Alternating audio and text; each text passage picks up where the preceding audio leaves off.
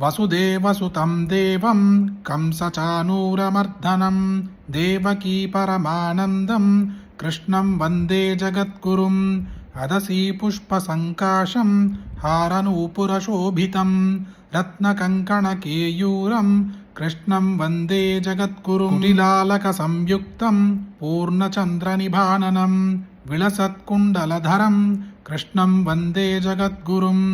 मन्दारगन्धसंयुक्तं चारुहासं चतुर्भुजं बर्हिपिञ्चाभचूडाङ्गं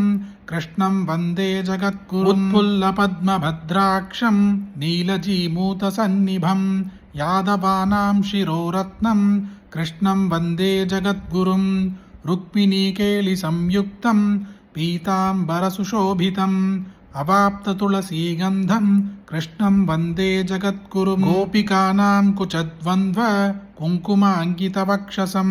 श्रीनिकेतं महेश्वासं कृष्णं वन्दे जगद्गुरुम् श्रीवत्साङ्गं महोरस्कं वनमालाविराजितं शङ्खचक्रधरं देवं कृष्णं वन्दे जगद्गुरुम् कृष्णाष्टकमिदं पुण्यं प्रातरुत्थाय यः पठेत् कोटिजन्मकृतं पापं स्मरणेन विनश्यति गोपनारीमुखाम्भोज भास्करं वेणुवाद्यकं राधिकारसभोक्तारं गोवर्धनधरं भजे आभीरनगरी प्राण प्रियं सत्यपराक्रमं स्वभृत्यभयवेत्तारं गोवर्धनधरं भजे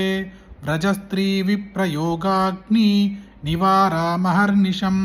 महामरकदश्यामं गोवर्धनधरं भजे नवकञ्जनिभाक्षं च गोपीजनमनोहरं वनमालाधरं शश्वद् गोवर्धनधरं भजे भक्तवाञ्छाकल्पवृक्षं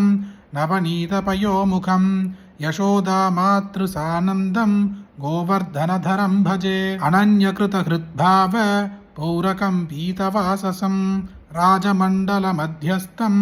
गोवर्धनधरं भजे ध्वजभद्रादिसच्चिन्न राजचरणपङ्कजं